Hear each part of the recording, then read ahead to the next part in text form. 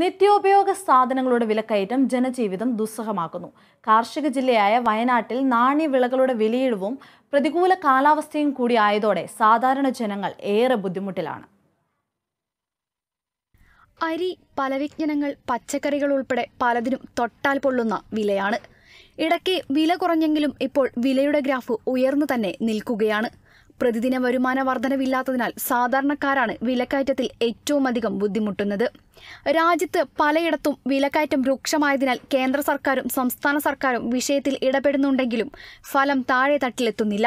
ഇന്ധനവില വർധനവിനെ തുടർന്ന് ചരക്ക് നീക്ക ഗതാഗത ഇനത്തിലാണ് കൂടുതൽ തുക ആവശ്യമായി വരുന്നത്. നിത്യവരുമാനക്കാർക്ക് സബ്സിഡിയോടുകൂടി ഭക്ഷ്യധാന്യവും പച്ചക്കറികളും വിതരണം ചെയ്യണമെന്നാണ് ആവശ്യം. വിളകൾക്ക് വിലയില്ലാത്തതിനാൽ കർഷകരും വലിയ പ്രതിസന്ധിയിലാണ്. അതുപോലെ തന്നെ ചെലവ് കൂടുതലുള്ള അവസ്ഥയിലേക്കാണ് പോയിക്കൊണ്ടിരുന്നത്. ഇതിനെതിരെ സർക്കാർ എന്തെങ്കിലും ഒരു നടപടി എടുക്കണമെന്നാണ് നമ്മൾ ആഗ്രഹിക്കുന്നത്. നിത്യോപയോഗ സാധനങ്ങളായ അരിയും കാര്യങ്ങളൊക്കെ സാധാരണക്കാരന് ഏറ്റവും കൂടുതൽ ബാധിക്കുന്ന ഒരു സംഭവം. അതിനെങ്കിലും വില കുറഞ്ഞു കിട്ടിയാൽ തന്നെ നമുക്ക് ഒരുപാട് സഹായമാവും. ഗോത്ര ജനതയ്ക്കിടയിലും തോട്ടം മേഖലയിലും പ്രതിസന്ധി രൂക്ഷമാണ്. Kerala vision news, Wayanad.